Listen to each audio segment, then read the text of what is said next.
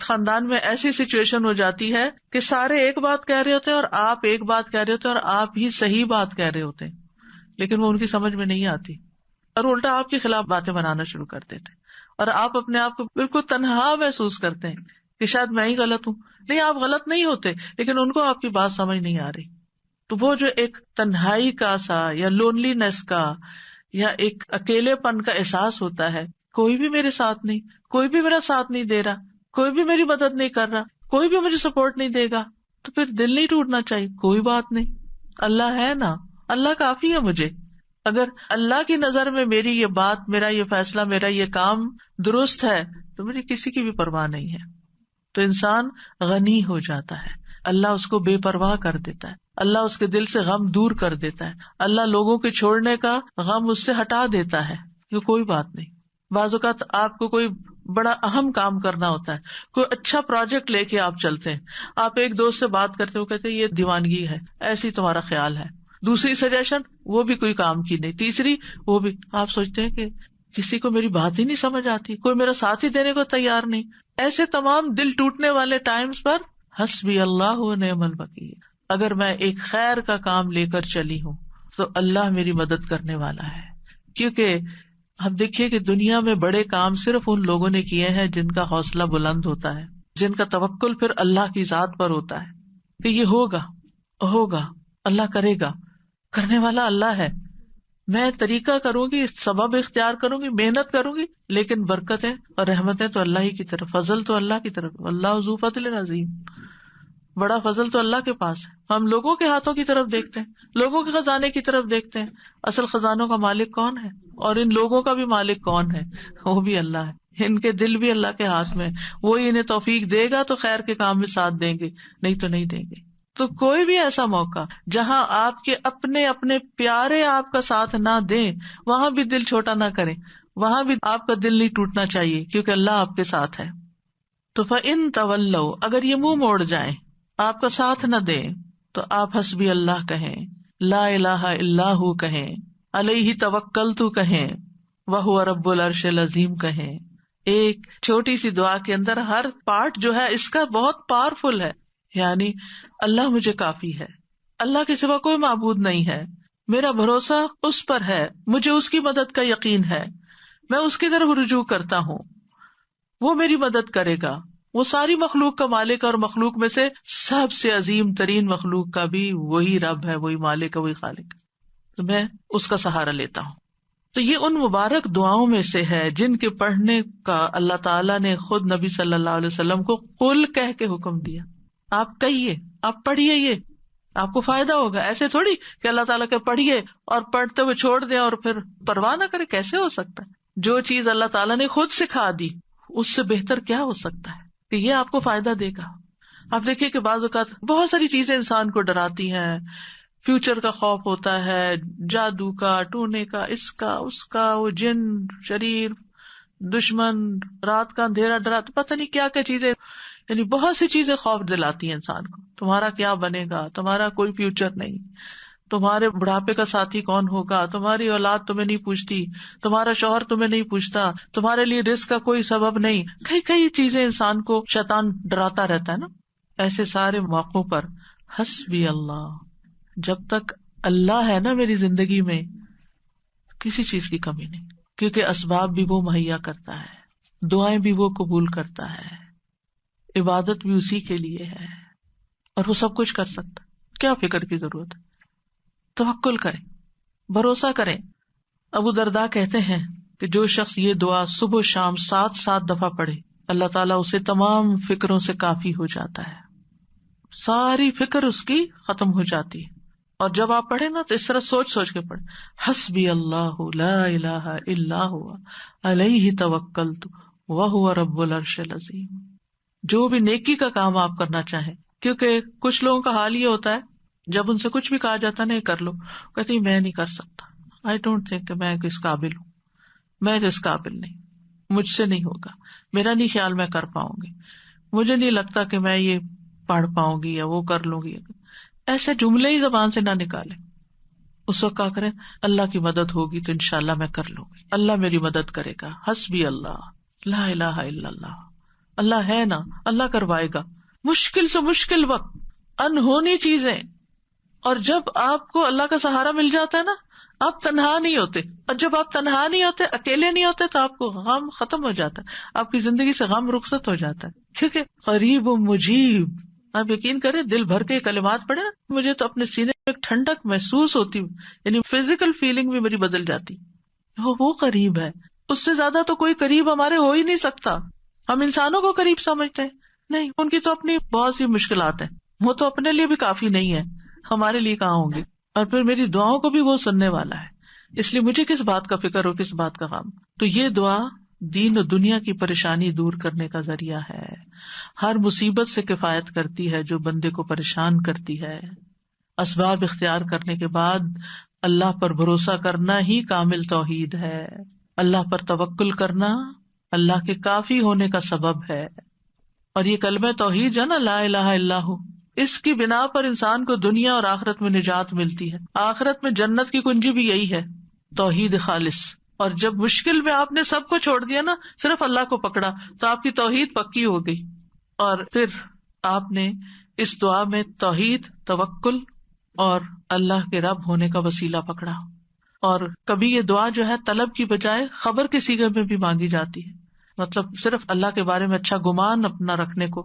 تو یہ توکل ہے کیا چیز, تھوڑا سا اس پہ بات کر لیتے ہیں. توکل کا مطلب ہوتا ہے اپنی بے بسی کا اظہار کرنا اور اپنے علاوہ کسی دوسرے پر اعتماد کرنا.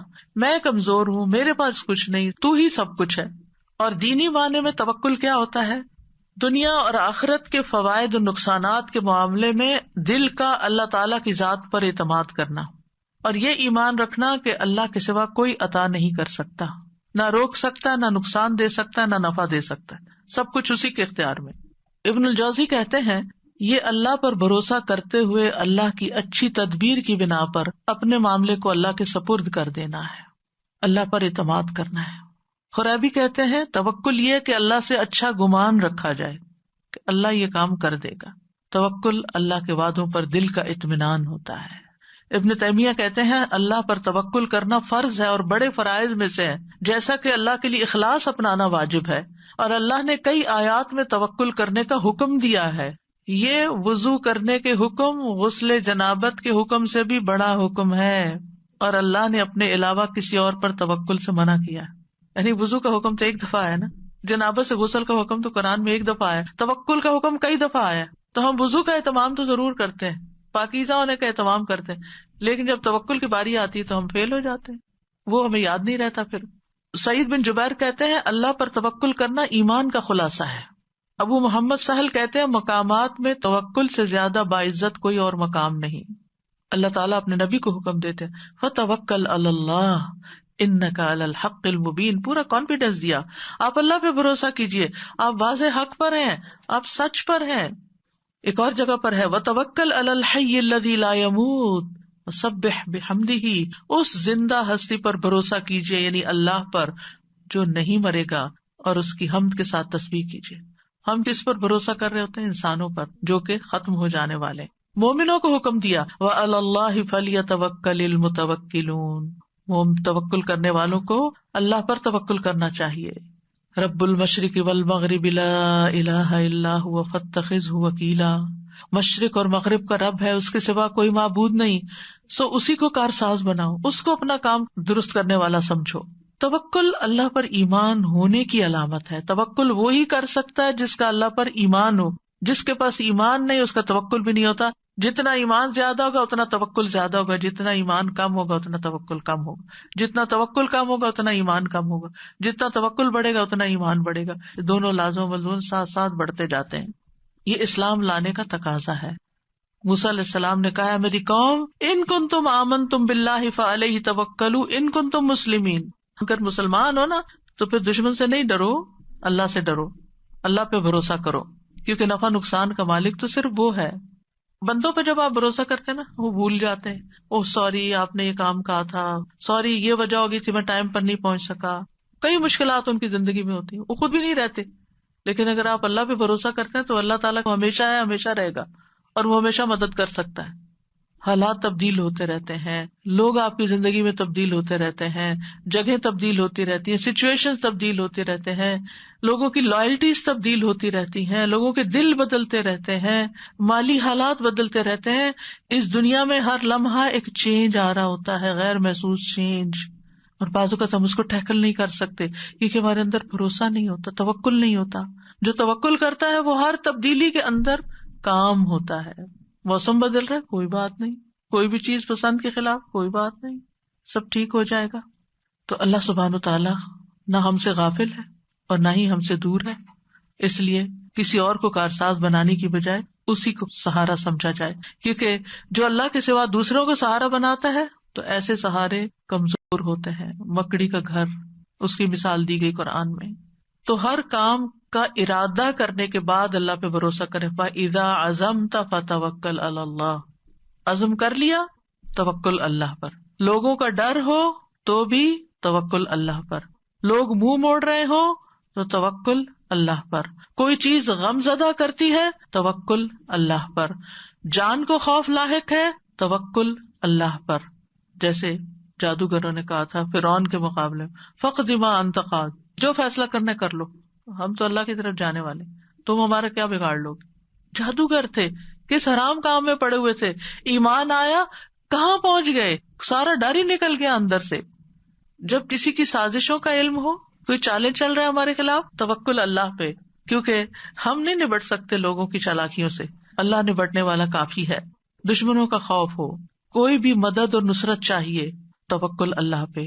کوئی اذیت دے، کوئی تکلیف دے، کوئی پریشان کرے، جہاں سے آپ کو خوف لائق رہتا ہے، اب پتہ نہیں یہ میرے ساتھ کیا کرے گا، اس نے پہلے بھی جادو کیا تھا مجھ پہ، وہ بڑا مشکل ٹوٹا، اب پھر یہ پھر کر دے گا مجھ پہ. عام طور پہ لوگوں کی یہ ذہنی کیفیت رہتی ہے نا، وہ فلاں آیا تھا نا، مجھے نظر لگ گئی تھی، اب یہ پھر آ گیا ہے، اب پھر یہ کچھ کر کے جائے گا. نہیں، مت ڈریں، اللہ کافی ہے. جب ایسا کوئی خوف آنے لگے، حسبی اللہ و نعم الوکیل، کوئی کچھ بھی نہیں کر سکتا، اللہ ہے نا بس. اگر کوئی الزام لگائے آپ پر، آپ کو کوئی جھوٹا کہے، کوئی اور طرح سے تنگ کرے، تکلیف دے، تو اللہ پہ بھروسہ کرے کہ اللہ تو کافی ہو جائے ان سے مجھ کو. پھر اسی طرح بعض اوقات انسان کو کچھ کمپرومائز کرنے پڑتے ہیں، کسی کے ساتھ صلح کرنی پڑتی ہے، کچھ اپنے حق چھوڑنے پڑتے ہیں. بعض اوقات آپ لیٹ گو کر دیتے ہیں اپنا کوئی حصہ کہ اپنے بہن بھائی سے لڑائی ختم کر کے، تو پھر آپ سوچتے میرا کیا ہوگا. تو اللہ پہ توکل ہے، اللہ کافی ہے، اللہ مجھے کہیں اور سے دے گا. میں نے اللہ کی خاطر چھوڑا ہے نا، اللہ اس سے کئی گنا زیادہ لوٹائے گا، کیونکہ اللہ کی خاطر یہ کیا ہے میں نے. پھر اسی طرح کوئی بدشگونی ہوتی ہے، کتنی چیزیں ہیں بدشگونی کی جسے لوگ ڈراتے ہیں، کالی بلی سے، پتہ نہیں اور کس کس سے، یہ رستہ کاٹ گئی، وہ فلاں نظر آ گیا. ان ساری بدشگونیوں کا مقابلہ بھی جہاں سپرسٹیشنز ہو، جہاں وہم، کیونکہ بعض لوگوں کو وہم ہی کھایا جاتا ہے، ہونا ہمانا کچھ نہیں ہوتا، یہ ان کا صرف خیال ہوتا ہے. یہ نہ ہو جائے، میں گھر سے نکلی ہوں گاڑی لے کر، پتہ نہیں کوئی ایکسیڈنٹ نہ ہو جائے، یہ جہاز پہ بیٹھنے لگی ہوں، پتہ نہیں اس کا کریش ہی نہ ہو جائے. یعنی کوئی نہ کوئی ایسی باتیں انسان کے دل میں شیطان ڈالتا رہتا ہے کہ جس سے وہ انجوائے کرنے کی بجائے اس سچویشن کو صرف خوف زدہ رہتا ہے. تو ایسے تمام توہمات، ایسی تمام خوف زدہ کرنے والی باتیں، ان کے لیے کیا کریں؟ اللہ پہ توکل کریں. پھر اسی طرح آخری زمانے کے جو فتنے ہیں، دجال کا آنا ہے، ان سب مواقع پر بھی اللہ پر بھروسہ، اللہ کا دامن تھامے، اللہ کی طرف رجوع کریں. جب نبی صلی اللہ علیہ وسلم نے ایک موقع پر دجال کے بارے میں لوگوں کو آگاہ کیا تو آپ نے فرمایا کہ جب وہ یہ دعویٰ کرے گا نا کہ میں تمہارا رب ہوں، تو جو شخص یہ کہہ دے کہ تو ہمارا رب نہیں، ہمارا رب تو اللہ ہے، ہم اسی پہ توکل کرتے ہیں، اسی کی طرف رجوع کرتے ہیں، اور ہم تیرے شر سے اللہ کی پناہ میں آتے ہیں، تو اس کو اس پر تسلط حاصل نہیں ہوگا، وہ اس کو نہیں پکڑ سکے گا. اس وقت بھی ربنا اللہ علیہ توکلنا وإلیہ انبنا نعوذ باللہ من شرک، یہ اگر کوئی پڑھ لے گا تو دجال اس کا کچھ نہیں بگاڑ سکے گا. تو بہرحال جو لوگ اللہ پہ توکل کرتے ہیں، ایک طرف وہ شر سے بچ جاتے ہیں، دوسری طرف ان کو بہت سے فائدے بھی ہوتے ہیں، اللہ کی محبت ملتی ہے، کیونکہ ان اللہ یحب المتوکلین، اللہ توکل کرنے والوں سے محبت کرتا ہے، اللہ ان کو کافی ہو جاتا ہے. ومن یتوکل علی اللہ فہو حسبہ، جو اللہ پہ توکل کرے گا اللہ اسے کافی ہوگا. وتوکل علی اللہ وکفی باللہ وکیلا، اللہ پہ بھروسہ کریں، اللہ کافی ہے کارساز، پھر آپ کو اس کے سوا کسی کی مدد کی ضرورت بھی نہ رہے گی. توکل انسان کو بہادر بنا دیتا ہے، توکل انسان کو مستقبل کے خوف سے بچاتا ہے، اینگزائٹی سے بچاتا ہے.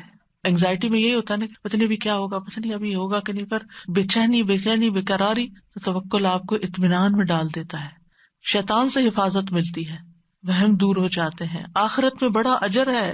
وَلَأَجْرُ الْآخِرَةِ أَكْبَرُ لَوْ كَانُوا يَعْلَمُونَ الَّذِينَ صَبَرُوا وَعَلَىٰ رَبِّهِمْ يَتَوَكَّلُونَ، اور آخرت کا اجر تو بہت بڑا ہے، کاش وہ جانتے ہوتے، جن لوگوں نے صبر کیا اور اپنے رب پر ہی بھروسہ کرتے ہیں، ان کے لیے آخرت میں بہت بڑا اجر ہے، کیونکہ انہوں نے ہر موقع پر اپنی توحید خالص کر لی، اللہ پہ بھروسہ کر لیا، اللہ پہ بھروسہ کر لیا، رزق کا معاملہ ہو، بیماری صحت کا معاملہ ہو، اولاد کا معاملہ ہو، انسانوں کا معاملہ ہو، لوگوں کی پھیلائی ہوئی افواہوں کا معاملہ، کچھ بھی ہو، اللہ کافی ہے مجھے۔